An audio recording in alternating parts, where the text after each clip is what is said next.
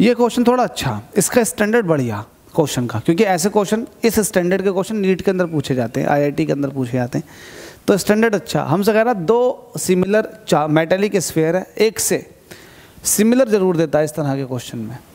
Similar metallic sphere place at a finite distance r, और वो एक दूसरे से आर डिस्टेंस पर है। अगर एक ये है और एक ये है, दोनों एक से हैं और आर डिस्टेंस दूर है। एक के पास आपने चार्ज प्लस का 4q दिया है और दूसरे के पास आपने चार्ज माइनस का 2q दिया है।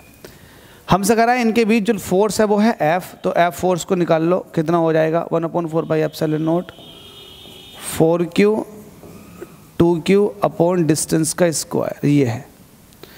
ये है फोर्स इन दो चार्जेस के बीच में लगने वाला, ठीक है। इन दो चार्जेस के बीच में लगने वाला फोर्स क्या है, ये है आपके सामने।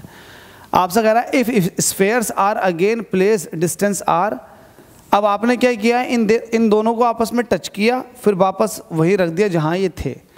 तो जब आप टच कर देते हो तो at the time of touching ये एज अ कंप्लीट बॉडी बन जाती है। जब आपने इनको टच किया होगा तो ये अब अपने आप में कंप्लीट बॉडी है। ये है प्लस का 4q, ये है माइनस का 2q, टोटल कितना बच जाएगा, टोटल चार्ज हो जाएगा 2q।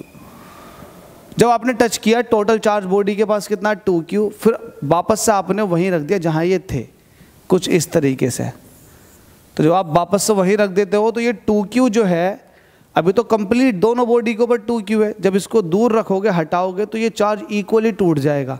तो q इसके पास पहुंच जाएगा और q इसके पास पहुंच जाएगा। अब भी डिस्टेंस आ रहा है, अगर फोर्स निकालोगे तो ये हो जाएगा 1/4πε0 चार्ज इंटू q, तो ये हो जाएगा q²/r²। तो ये फोर्स हो जाएगी। तो ये नई फोर्स है, इसको आप F' कह दो।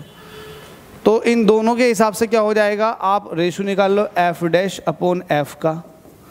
तो F' की वैल्यू कितनी है 1/4πε0 q²/r²।